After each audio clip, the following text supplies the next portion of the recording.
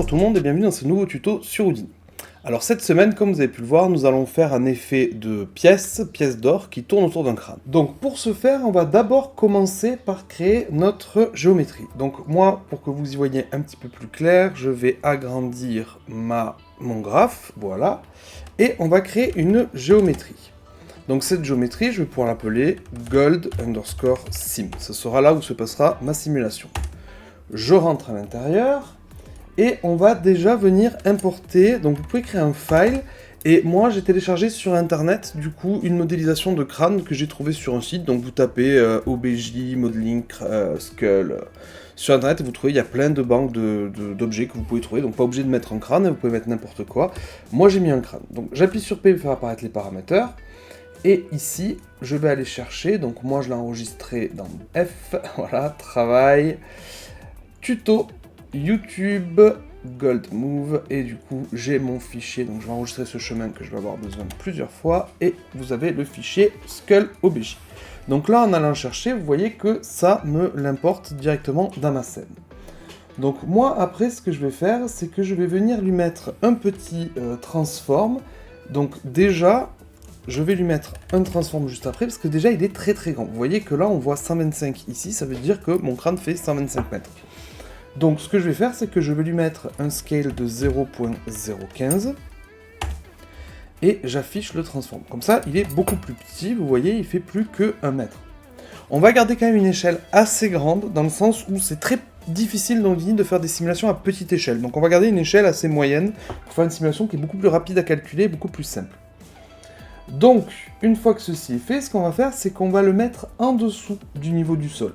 Donc pour le mettre en dessous du niveau du sol, simple, ici par exemple, je vais mettre moins 0.6. Comme ça, il est à peu près un peu en dessous du niveau du sol, et on va lui tourner la tête, vous voyez, comme ceci. Pour qu'il ne dépasse pas le niveau du sol, qu'il soit vraiment en dessous, parce que les pièces vont venir se poser sur le sol, et lui, on va le faire monter pour qu'il traverse les pièces.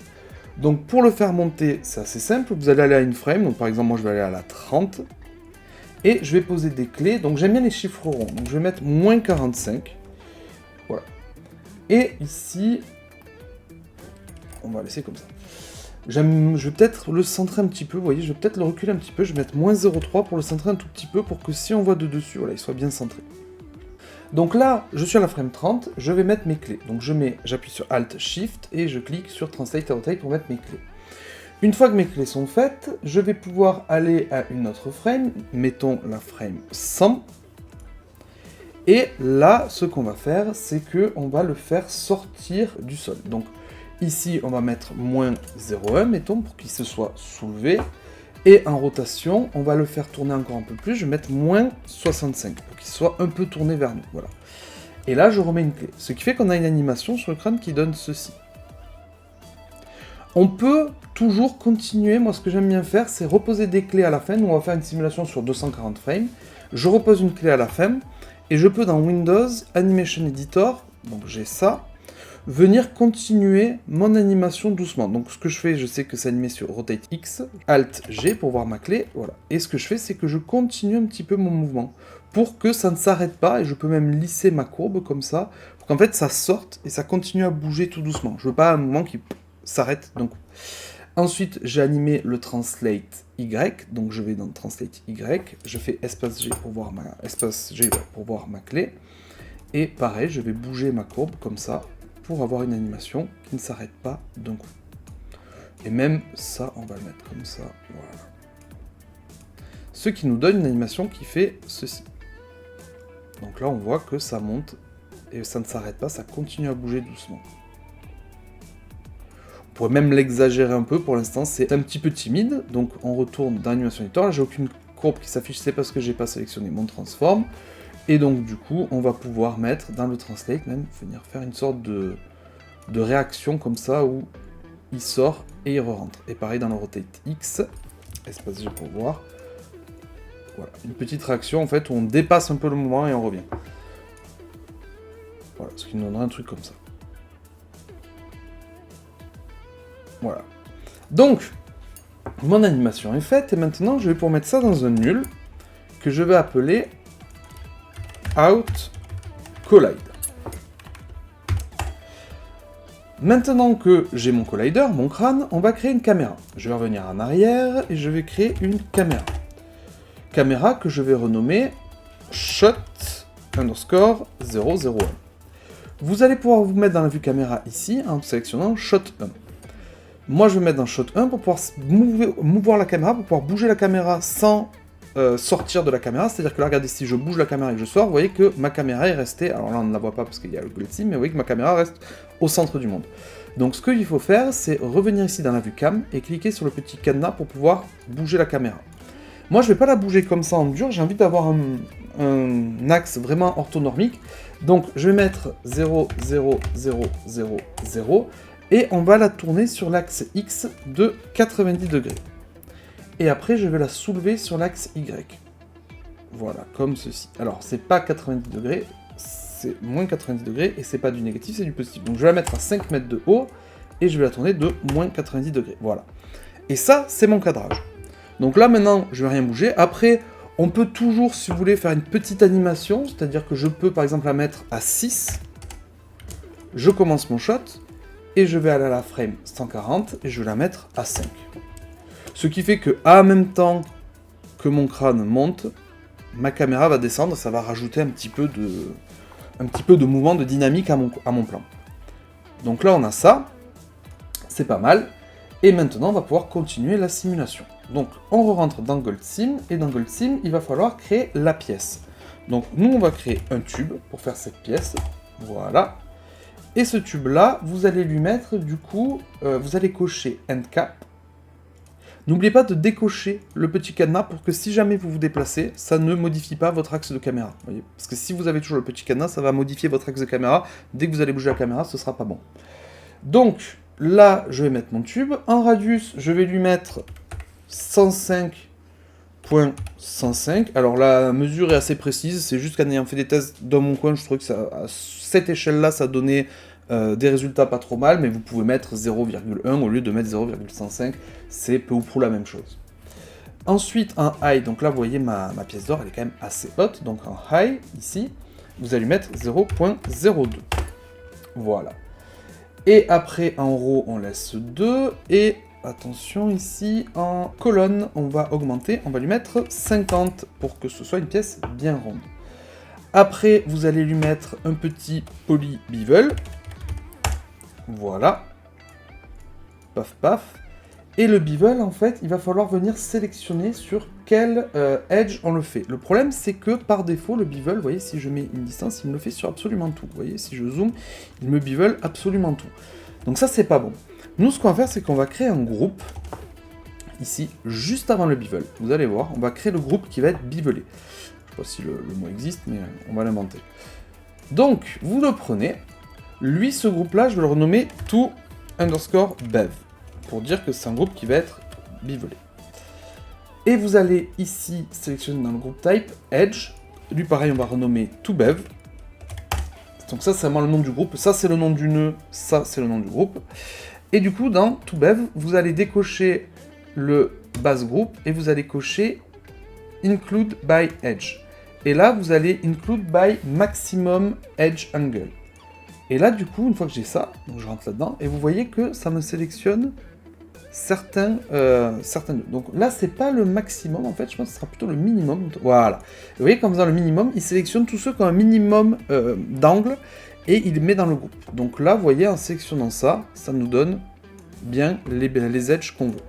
Donc là, maintenant, dans le bevel, on va lui dire, tu ne bevel pas absolument tout, tu bevel le groupe qui s'appelle toBev. Donc dans le groupe, ici, vous avez toBev maintenant, et maintenant, vous voyez qu'il ne bevel plus que le groupe. Donc, il faut une toute petite distance, donc nous, on va mettre une distance de 0,2, mettons, voilà, et on va augmenter le nombre de divisions. On va pas y aller trop fort, on va juste en mettre 2, ou 3, voilà. Comme ça, on a un objet, vous voyez, qui ressemble plus à une pièce d'or. Maintenant, on va pouvoir créer un petit UV texture pour avoir une texture là-dessus, pour pouvoir lui mettre une texture de pièce. Nous, tout ce qu'on veut, c'est avoir une texture, donc ici, on laisse tout par défaut, parce que par défaut, il projette bien par-dessus, et ce qui fait que si vous allez dans Perce, ici, dans cette view, vous pouvez aller dans les UV. Et si vous allez dans les yeux, vous voyez bien que vous avez une forme ronde comme ça. Donc il nous suffira de mettre une texture de pièce tout à l'heure quand on fera le shader. Et si la texture de pièce est bien inscrite dans un carré, il n'y aura aucun problème. Donc les UV sont faits.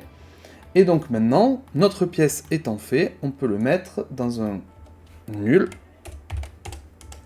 qu'on va appeler out pièce. Et maintenant, il va falloir qu'on retourne du coup dans la vue perspective et qu'on crée l'objet dans lequel notre pièce va être donnée. Donc en fait, ce qu'on va faire, on va créer une sorte de gros bassin, on va mettre tout plein de pièces dans ce bassin, et après les pièces vont tomber. Et une fois qu'elles vont tomber, elles vont se stabiliser, et puis elles vont commencer à tourner avec l'effet qu'on a donné, et on va voir petit à petit la tête de mort qui sort de ces pièces. Donc on va créer ce bassin de particules, donc vous allez créer un tube, ici, voilà. Ce tube, ce qu'on va faire, c'est qu'on va lui mettre un centre assez haut, donc 0,6 de centre, pour qu'il soit au-dessus du niveau du sol, vous voyez. Je vais lui mettre un tout petit radius, ici, scale radius, je vais mettre 0,3 pour qu'il ait un petit radius. Pourquoi? Pour que les pièces soient un peu moins nombreuses au milieu. Et ensuite, ce qu'on peut faire, le nombre de colonnes, on va mettre à 26, 25, et on va laisser tel quel. Juste après ça, on va venir créer un polyextrude pour venir extruder vers l'extérieur. Donc là, vous pouvez augmenter la distance. Donc dans le polyextrude en distance, on va lui mettre, mettons, 2.5. Voilà. Ce qui nous donne une surface quand même assez grande, vous voyez, bien au-dessus du sol, pour pas que les pièces soient à l'intérieur, enfin soient en dessous du niveau du sol, comme elles vont collisionner avec le sol. Et surtout, on va cocher Output Back. Pourquoi? Parce que par défaut, vous voyez, mon extrude est creuse, et si on coche Output Back, paf, il me remplit les faces. Une fois que vous avez ça, vous pouvez venir créer le Point From Volume, qui va vous créer un certain nombre de points par rapport à votre volume. Donc là, vous l'affichez, et à l'intérieur, on va pouvoir lui dire, je veux être à une particule de séparation de 0.15, pour pas avoir trop de particules. Moi, ce que je veux, c'est avoir à peu près 7000, voilà, donc là, on a 6800 pièces d'or. C'est un nombre assez raisonnable, parce que l'ordinateur va les calculer assez vite, sans que ce soit trop compliqué. On veut pas non plus se tirer une balle dans le pied, avoir quelque chose de trop complexe. Par contre, là, vous voyez, l'alignement de mes points est juste parfait. Et ça, c'est pas bon non plus, ça va faire des pièces qui vont tomber les unes sur les autres, comme si quelqu'un les avait rangées. C'est pas ce qu'on veut, nous, on veut vraiment un peu de chaos, un peu de bordel là-dedans. Donc ce qu'on va faire, c'est que dans le jitter scale, on va mettre 10. Et là, vous voyez, mes pièces sont beaucoup plus chaotiques. Maintenant, on va mettre un attribute randomize. Pourquoi? Alors, les pièces, ce qu'on veut, vous allez voir, on va le faire d'abord sans l'attribute randomize. Du coup, je vais faire un copy to point de ma pièce, donc out pièce, sur mon copy to point. Et vous allez voir quel est le problème. Mes pièces sont toutes parfaitement alignées. Et ça, c'est pas bon. Pourquoi? Parce que quand elles vont toutes tomber parfaitement droites et ça va pas donner quelque chose de très très très joli. Donc nous, on veut vraiment, comme je vous disais, on veut du bordel. On veut que les pièces soient vraiment chaotiques, on dirait vraiment qu'elles ont été prises et brassées, etc. Comme ça, il y a des pirates qui étaient arrivés, qui étaient tout secoués. Voilà, on met un peu de lore dans l'histoire. Et donc du coup, on va mettre un attribute randomize. L'attribute randomize, vous le mettez juste après le point bob, donc par défaut il randomise la couleur, c'est pour ça que là on a des couleurs complètement aléatoires. Nous on va lui dire non, tu randomises pas la couleur, tu randomises la normale, donc N majuscule. Et là vous allez voir, paf, on a des pièces qui sont toutes organisées de manière différente. Problème, c'est que en étant organisées de manière différente, elles sont quand même toutes orientées un peu vers la même face. Vous voyez, elles sont toutes vers le haut, la droite. C'est normal, c'est parce qu'en fait le randomize il fait une valeur de 0 à 1. Nous on aimerait qu'il fasse une valeur de moins 1 à 1, et pas de 0 à 1. Vous voyez là le randomize il fonctionne beaucoup mieux. Donc on a ça qui fonctionne. Maintenant on va venir créer, pour faire du rigid body, un assemble. L'assemble il va faire quoi? Vous allez voir, une fois qu'on fait l'assemble, lui il regarde tout ce qui est lié ensemble, et si on coche ici packed, il va créer un nom à chaque face qui sont assemblées les unes aux autres. En fait si vous voulez, il prend votre objet, il regarde toutes les faces qui sont connectées ensemble. Si les faces sont connectées ensemble, il dit ceci est un objet, et je l'appelle donc objet 1. Donc nous là, ça va bien, par défaut il appelle pièce, donc on va l'appeler pièce, ça va très bien, dans notre contexte à nous. Mais donc du coup là, vous voyez, il a créé dans l'assemble, si je passe en mode sélection, j'appuie sur S, vous voyez que toutes les faces sont connectées ensemble, sont devenues une pièce. Vous voyez que je peux sélectionner la pièce dans sa globalité. Alors qu'avant le assemble, je pouvais sélectionner, vous voyez si je m'approche, que des faces. Alors ça, on dirait que je sélectionne toute la pièce, mais non, c'est que je sélectionne toute la face. Alors que le assemble, lui, ce qu'il fait, il assemble tout et dit ceci est une pièce. Et il en crée un pack. Le pack, c'est très important parce que c'est comme ça que Houdini gère les RBD, c'est-à-dire les rigid body, il a besoin d'objets packés. Pas toujours, mais nous on va utiliser un RBD packed object, donc il faut qu'on pack l'objet. Donc là, dans la sim, pas dans la sim, dans le graphe, vous allez pouvoir créer un nouveau nul que vous appelez out pièce pack, comme ça on sait que c'est celles qui sont packées, qui sont prêtes à être simulées, et on va enfin pouvoir commencer à créer notre simulation.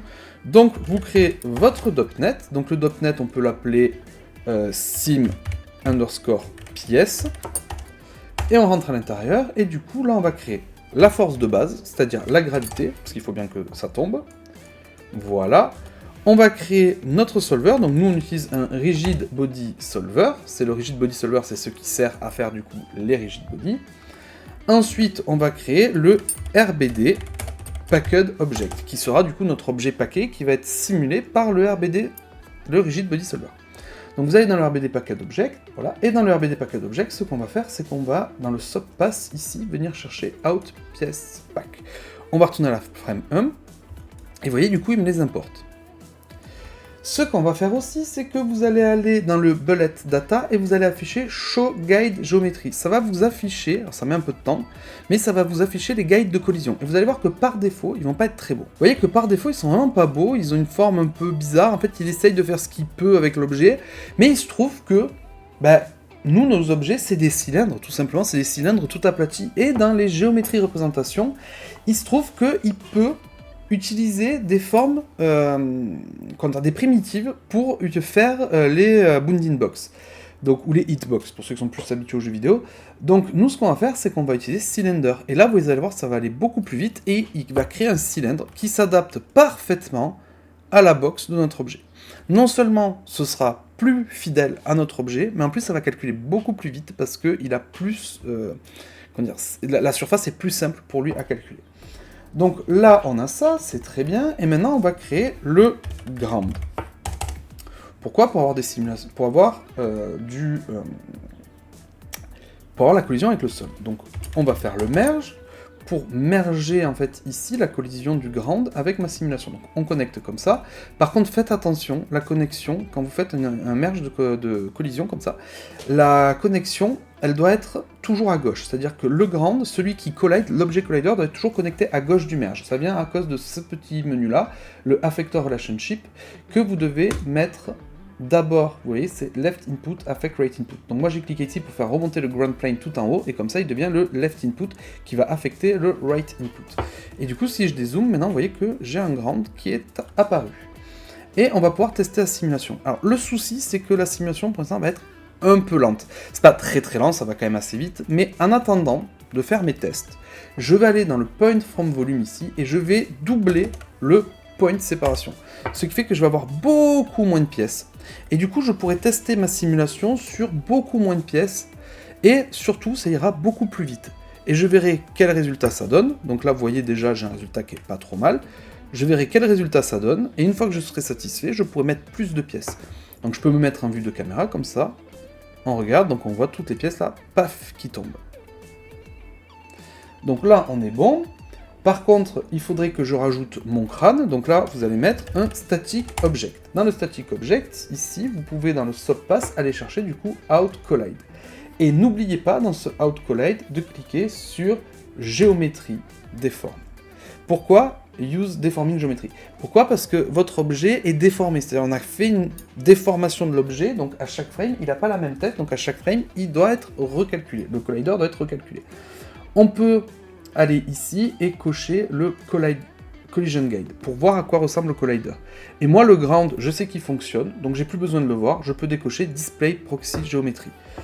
Et maintenant, je vais mettre mon static object dans le graphe. Pour ça, je vais faire un merge, et je vais merger le ground plane et mon static object, c'est-à-dire je merge tous mes colliders, et en fait, au lieu de brancher directement un seul des deux colliders dans mon graphe, je vais brancher le merge des deux. Et là, vous voyez, j'ai bien ma collision, mon crâne qui apparaît, donc je vais pouvoir lancer play, et regardez ce que ça donne. Alors, c'est un petit peu lent, parce que le crâne, effectivement, est un petit peu lent, donc ce qu'on peut faire dans le crâne, c'est que on regarde ici en sortant. Donc moi je vais décocher Display Géométrie pour juste voir la collision, le Collision Guide. On pourrait juste venir lui dire, dans Bullet Data, Use Collision Guide, ça. Du coup il collide avec ça, vous voyez.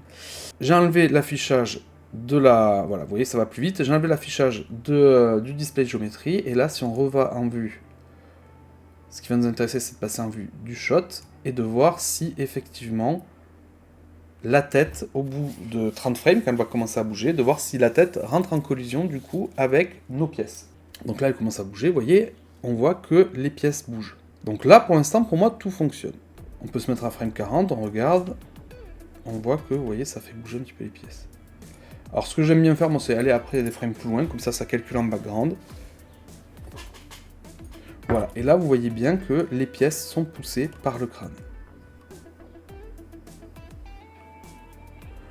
Donc là, ça fonctionne pas mal. Maintenant, il va nous manquer juste une force. C'est la force qui fait tourner les pièces. Donc, ce qu'on va faire, c'est comme le crâne, pour l'instant, nous le met... on sait que la collision fonctionne, mais on sait que, en fait, c'est un peu long à calculer avec. Regardez, si je le débranche, simplement, et que je lance la simulation est beaucoup plus rapide. Donc, on va faire nos tests pour la rotation sans la collision, et une fois qu'elle fonctionnera, on rajoutera la collision. Donc, on va créer un pop VOP. Je sais qu'il vous en manquait mes VOP. Et on va le mettre dans post-solve ici.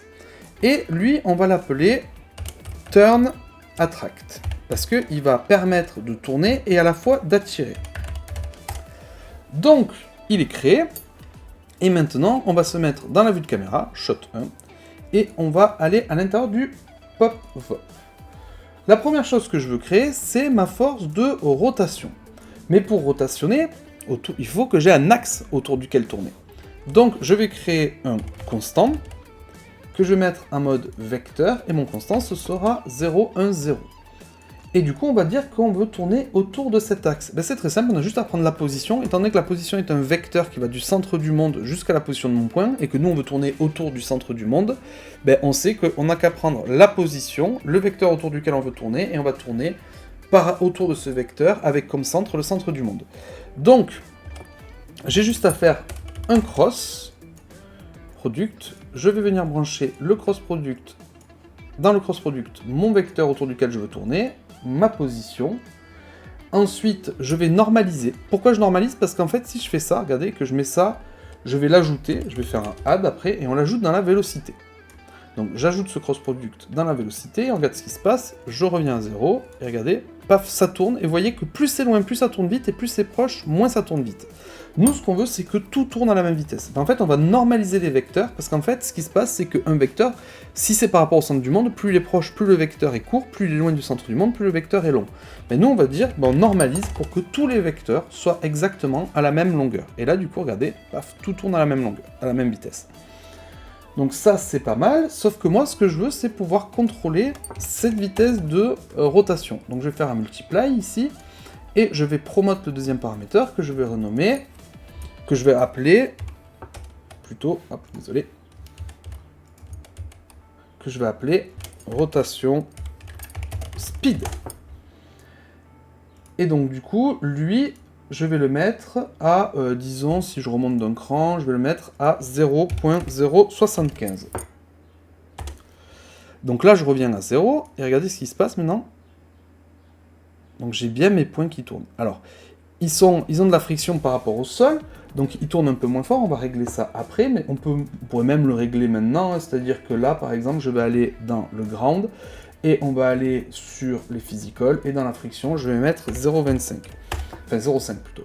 Et c'est pas tout, il y a aussi de la friction sur le RBD Packet Object, donc vous pouvez aller dans le RBD Packet Object, dans Physical, et mettre une friction à, mettons, 0,5. Et je vais aussi mettre une rotation stiffness, c'est-à-dire le fait que ça empêche de trop tourner, de trop spinner sur soi-même, je vais un petit peu le baisser. Et du coup, là, maintenant, si je regarde, ça devrait un petit peu plus glisser sur le sol. Vous voyez, ça glisse un peu plus, c'est un peu mieux. Donc là, on sent bien qu'on a une force de rotation. On va retourner dans le turn attract. Et maintenant qu'on a le turn, on voudrait avoir le attract. Donc le attract, c'est pas bien compliqué. Il suffit de mettre la position de l'ajouter dans la vitesse. Le problème, c'est que par défaut, si on fait ça, c'est pas un attract, c'est un répulse. Donc il va falloir faire un mult constant pour lui dire qu'on veut multiplier ça de manière constante, donc hop, voilà, par -1. Comme ça, ce sera attiré par le centre du monde. Vous voyez? Bon, là, ça va nous donner des trucs un peu bizarres, mais c'est attiré par le centre du monde. Et du coup, pareil, je vais mettre un mult, ici, que je vais promote le deuxième paramètre, et lui, je vais le renommer attraction mult. Attraction mult que je vais mettre donc à, on remonte d'un cran, que je mets à 0.025.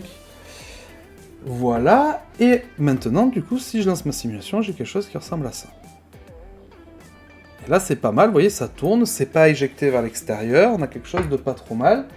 Et on va aussi venir maintenant lui mettre, tac tac, donc on va aller dans le turn, ici, et on va rajouter un noise. Donc moi, je vais mettre un curve noise, je vais brancher la position dans la position, et je vais mettre ça, je vais l'ajouter à la vitesse.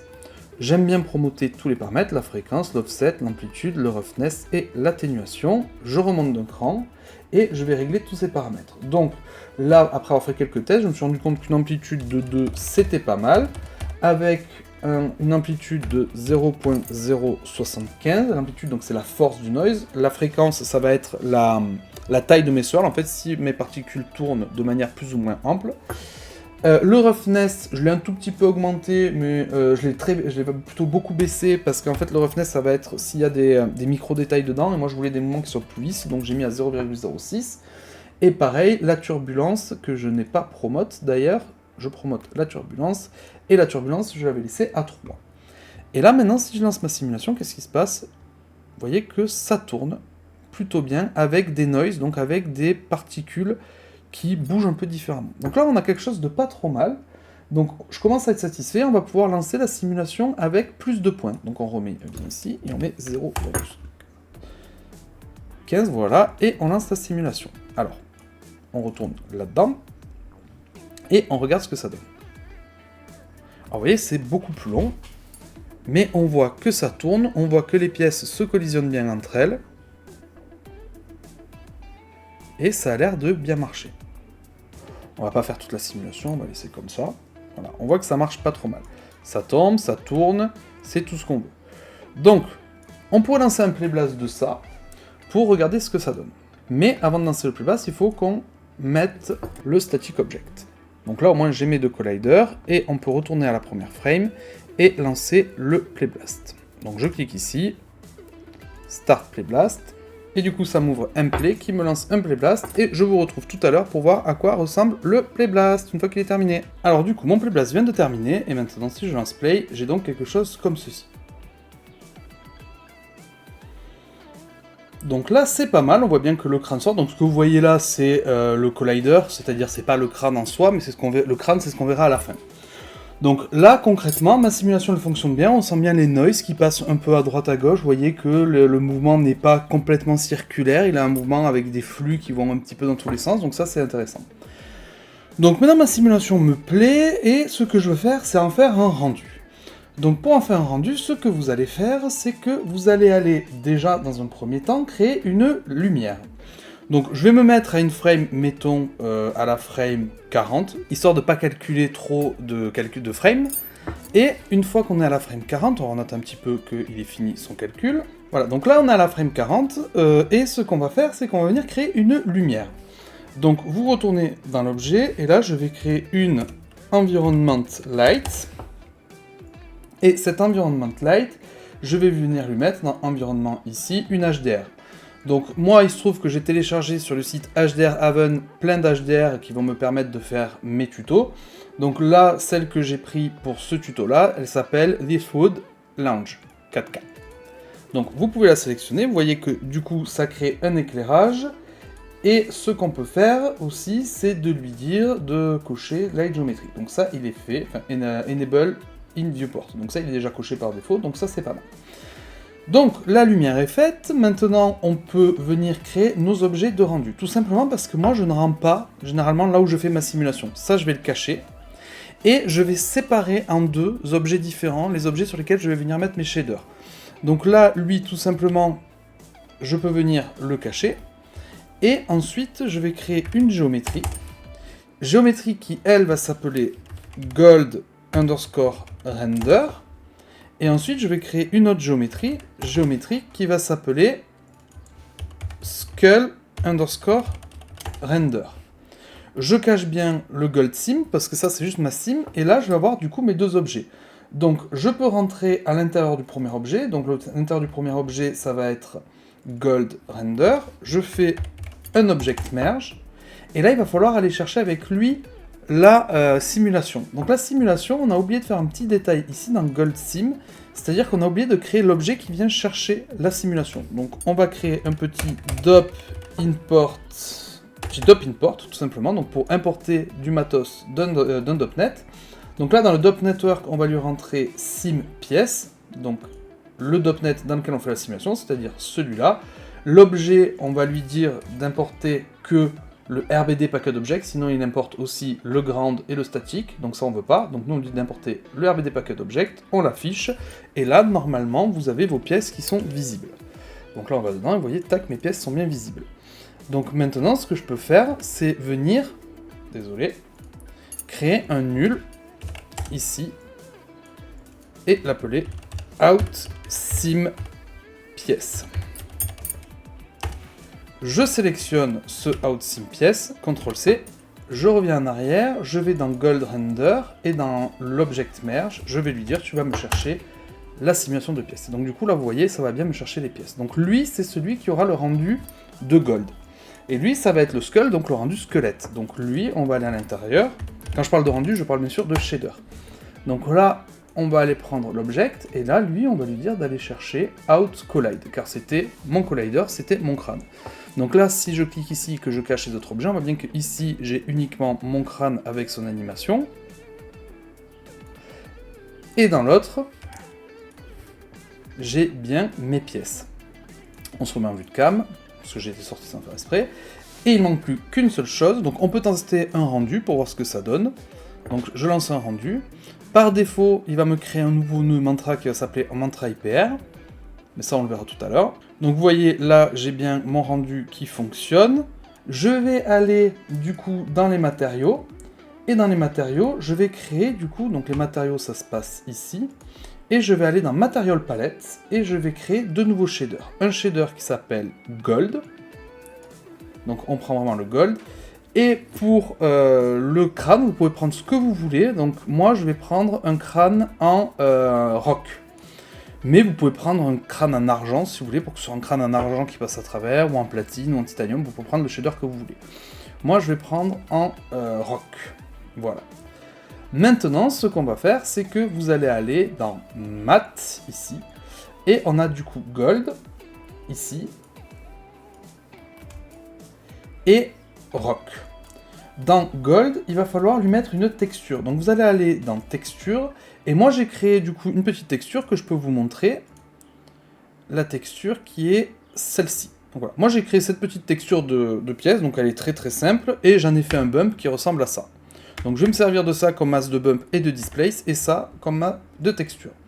Donc je retourne là, dans Gold, je vais cocher dans Texture, Use Texture, et je vais du coup aller chercher ici ma texture que j'ai faite. Donc dans Tuto YouTube, Gold Move, et là je vais chercher Gold. Donc là j'ai bien ma texture qui est à l'intérieur.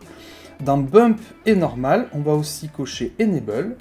Pourquoi? Parce que ça va activer le bump, et là on va devoir lui dire dans Effect Scale, on va le mettre très finement, 0,1, et on va aller chercher du coup ici la texture bump qu'on a créée, enfin que j'ai créée. Et maintenant, ce qu'on peut faire, c'est relancer un rendu pour voir ce que ça donne. Et ça donne rien parce qu'on n'a pas assigné le shader en fait, tout simplement. Donc vous allez aller dans Objet, et sur Gold, ici, vous allez aller dans Render, Material, et on lui assigne le shader. Donc dans Matte, vous voyez que j'ai mes deux shaders qui ont apparu ici, donc je lui assigne Gold. Et là, regardez directement qu'est-ce qui se passe. Alors le rendu va être plus long parce que le matériau Gold est plus long à rendre, mais directement, on a de l'or. Avec un bump qui fonctionne plutôt bien, on sent bien le bump, on sent bien, ça c'est un effet des UV qui à la base pourrait être indésirable, mais qui pour nous arrange bien d'avoir ces stries là sur les côtés, c'est qu'on a fait une projection que par Y, donc du coup les UV se sont étirés sur la tranche, mais pour des pièces d'or ça dérange absolument pas, et justement ça donne même plus un aspect de pièce. Donc là on a quelque chose qui est pas trop mal, il va juste nous manquer le motion blur, donc le motion blur vous pouvez aller dans Out, ici, et venir dans l'IPR, ici, le render IPR, aller dans Rendering, cocher Hollow Motion Blur, vous retournez dans Objet, ici, et sur le Gold Render, vous allez aller dans Sampling, et vous activez, parce que dans Houdini c'est comme ça, on active par objet le Motion Blur, donc dans l'objet Gold Render, je vais lui dire tu actives le Velocity Blur. Mon or est maintenant terminé, il va falloir que j'attaque mon crâne, donc ce que je vais faire c'est que je vais cacher l'or le temps de régler mon crâne, je vais prendre mon crâne ici, et je vais venir faire un petit matériau, ici, et le matériau je vais choisir Rock. On va regarder ce que ça donne en rendu, donc on attend que Mantra calcule, donc là ça me donne un shader comme ceci. Alors pourquoi pas, vous pouvez garder le shader comme ça, moi ce que j'ai fait c'est que dans mon objet ici, dans mon matériau, dans le Rock, je suis venu décocher dans Bass Color Use Texture et dans Roughness Use Texture. J'ai enlevé, et même dans le Displacement, j'ai enlevé la texture. J'ai enlevé toutes les textures pour que mon shader soit le plus neutre possible et qu'on ait juste un aplat blanc en fait d'un crâne. Ça, c'est ce que moi j'ai fait pour mon rendu. Donc ce que vous pouvez faire maintenant, c'est aller dans Out, ici, Mantra IPR, choisir ici Render Frame Range. Vous pensez bien aussi, ça j'ai oublié, dans les objets, d'afficher vos deux objets pour que l'un et l'autre soient visibles, donc le crâne et le gold. Donc là ça se verra pas parce que le crâne est derrière. Mais du coup maintenant on va pouvoir lancer la séquence d'image, le rendu de la séquence d'image. Donc vous allez dans Out, Mantra IPR, vous mettez bien un Render Frame Range, on a tous les aspects qui sont bons, vous allez juste lui dire quelle est la caméra, donc dans caméra ici vous allez chercher Shot Cam. Vous pouvez aussi cliquer sur ce petit bouton pour aller dans les options de la caméra et aller dans View, vérifier que vous êtes bien en Full HD ou en HD Ready. Donc moi je vais mettre en Full HD, 1920 par 1080. Et maintenant vous allez pouvoir aller dans Object, dans Out, et cliquer enfin sur Render to Disk. Vous pouvez aussi dans Image lui dire où l'enregistrer. Moi je laisse le chemin par défaut que Houdini me fait, parce que ça va m'enregistrer dans un dossier render qui va créer là où ma scène Houdini est enregistrée. Mais si vous voulez, vous pouvez lui dire d'enregistrer ailleurs avec un autre nom. Et j'aime bien aussi lui mettre ici dans les Pixar Filters un petit denoiser. Donc j'aime bien le NVIDIA Optic Denoiser qui va me dénoiser mon image et qui va donner une image beaucoup moins noisy, beaucoup plus propre. Ça peut créer des artefacts un peu bizarres, mais dans cet exemple-là, ça fonctionne assez bien. Donc maintenant que tout ceci est fait, on peut cliquer enfin sur Render to Disk. Et donc voilà, le tuto est terminé, vous cliquez sur Render to Disk, vous allez avoir votre séquence d'image qui va terminer. Donc moi par exemple, ma séquence d'image a été calculée hier, donc vous voyez j'ai un dossier Render, avec toute ma séquence d'image qui est ici. Je l'ai ouverte via mon logiciel de montage, donc moi en l'occurrence j'utilise Resolve, j'ai fait un peu de compo, et je peux vous présenter maintenant ce projet. Et donc voilà, le rendu est terminé, le compositing aussi, ça m'a donné du coup ce petit projet-là. J'espère en tout cas que ça vous a plu, j'espère que ça n'a pas été trop compliqué pour vous, et surtout n'hésitez pas à vous amuser, comme je vous disais, vous pouvez tout à fait venir donner une texture d'argent aux pièces, ou d'argent au crâne, ou faire tout ce que vous voulez, faire vos petits ajustements. En tout cas, si cette vidéo vous a plu, n'hésitez pas à vous abonner, à liker, et en plus j'ai créé une formation complète sur Houdini, donc si vous souhaitez apprendre Houdini du début à la fin, vous pouvez aller dans le lien dans la description, et vous trouverez ma formation complète sur Houdini. Merci à tous, et à la prochaine!